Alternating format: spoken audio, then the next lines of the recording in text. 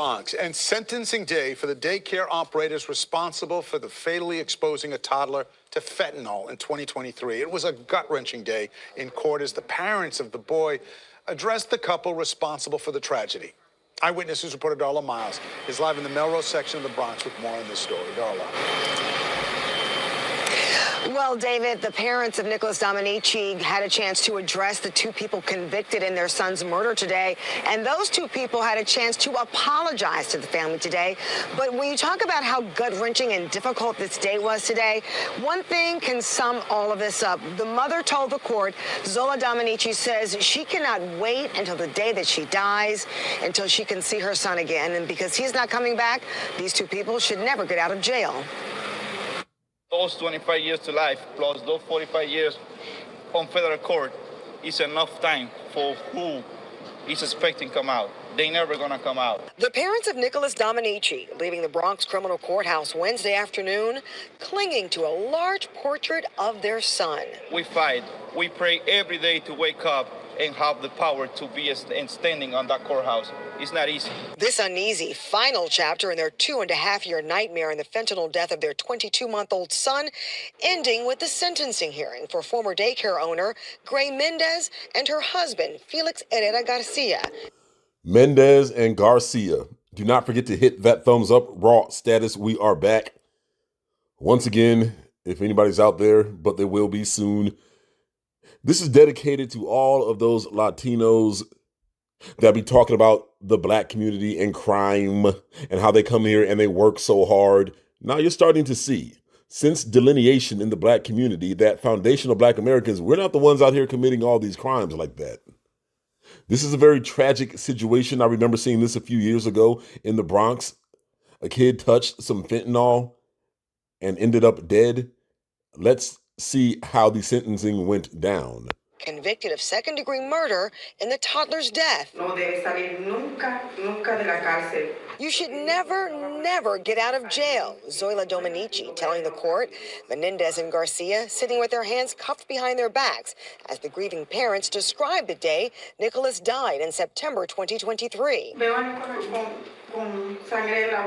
She says, I see my heart bleeding from his mouth. The doctors did everything they could to bring him back to life, but it was too late. He had been dead for a while. On 2023, we celebrate my birthday. 2 days later, this happened. The couple sentenced 25 years to life in Dominici's death to run concurrently with a 45-year sentence on federal drug charges in this case.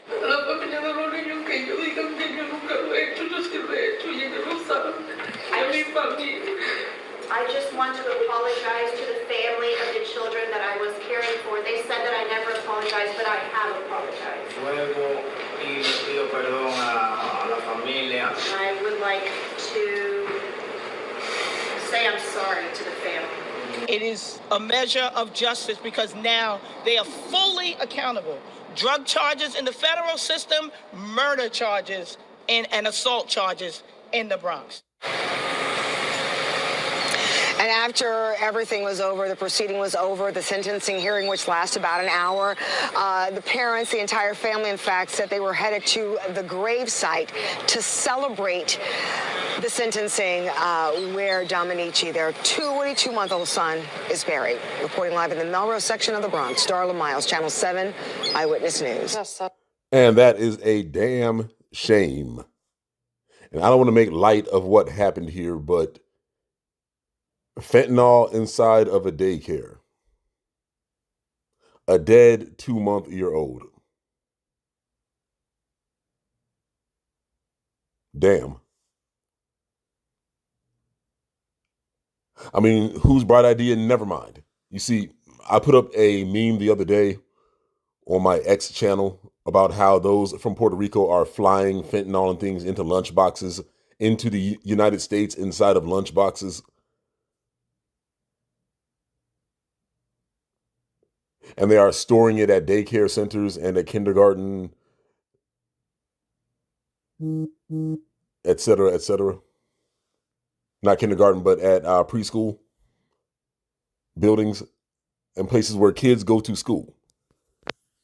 So you see, when it comes to delineation and to the deportations, I understand that some of these people may be citizens, but it's time to look at that birthright citizenship as well. What type of riffraff is coming into this country? Blaming it on us. It wasn't long ago when some of the people in these pictures, they would have tried to classify as black. They would have called them mulatto. Hell, we would have called some of these people black at one point in time, maybe back in the 90s. But those days are over. We don't want to be associated with this kind of thing.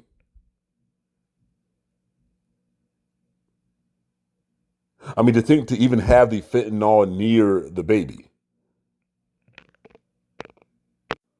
Well, the Divino Nino daycare in the Bronx, fentanyl entered the systems of a 22-month-old Nicholas Dominici. Excuse me, I said 2-month-year-old earlier. 22-month-year-old Nicholas Dominici and 3 other children through environmental exposure and ingestion during their naps. The primary sources of contamination identified by investigators include hidden storage. Over 11 kilograms of fentanyl were stored in a secret compartment beneath the trap door in the playroom floor, where the children played and napped. Direct contact. At least 1 kilogram of fentanyl was found stored directly on top of playmats used by the children for napping. Contaminated food preparation. The daycare operator, Gree Mendez, used the same kitchen utensils to prepare the children's food that were used to process and package the fentanyl. That's disgusting. Airborne exposure. Large quantities of the drug were being mixed and packaged in the same room where the infants were present, leading to a potential inhalation of toxic dust. That's effed up. Nicholas Dominici died from acute fentanyl intoxication on September 15th, 2023. On March 4th, 2026, Gree Mendez and her husband, Felix Herrera Garcia, were sentenced to 25 years to life in prison for second-degree murder and assault.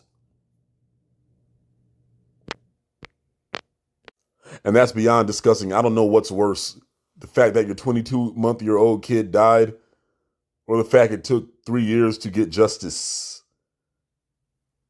But justice was served, I guess. I don't know if they'll be getting out.